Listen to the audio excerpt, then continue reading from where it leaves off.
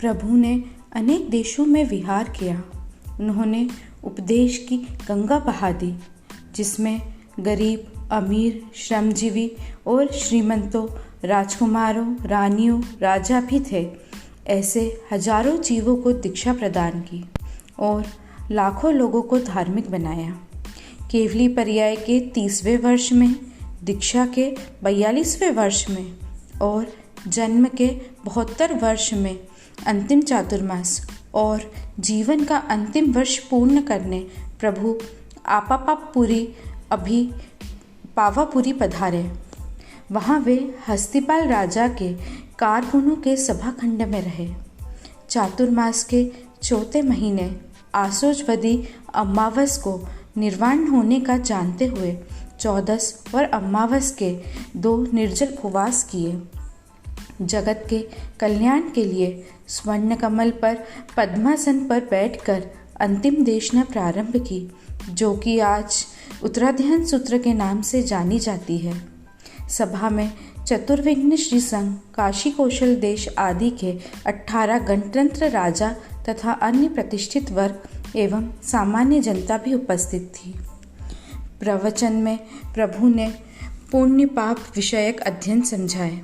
अमावस्या की पिछली रात की 4 घड़ी बाकी रही।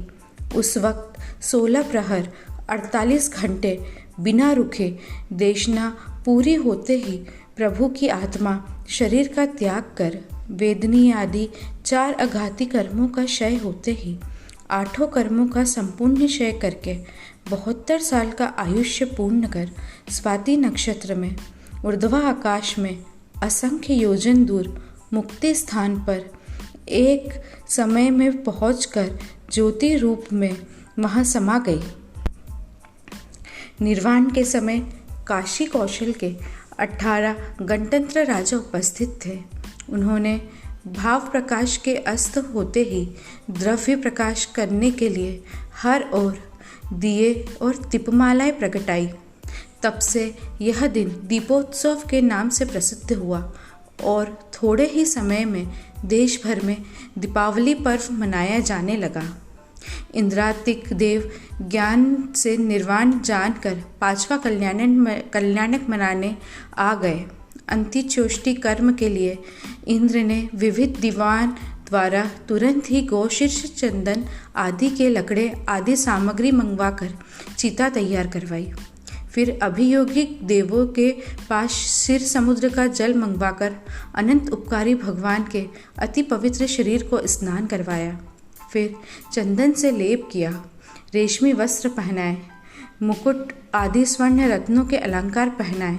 फिर प्रभु के देह को निर्मित भव्य शिंबिका में रखा गया। इस निर्वाण यात्रा में असंख्य देव और लाखों प्रजाजनों ने भाग लिया। हर किसी की आंखों में अश्रु थी, हर चेहरे पर दुख और शोक प्रकट हो रहा था। देवों ने शिबिका उठाई।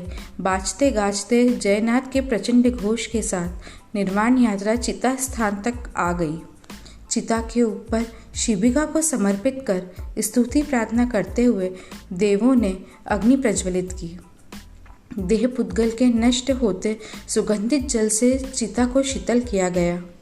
इस प्रकार निर्वाण उत्सव पारण कर प्रभु की अस्थियां देव अपने साथ देवलोक ले गए। अग्नि संस्कार के स्थान पर भव्य स्तूप की स्थापना की गई।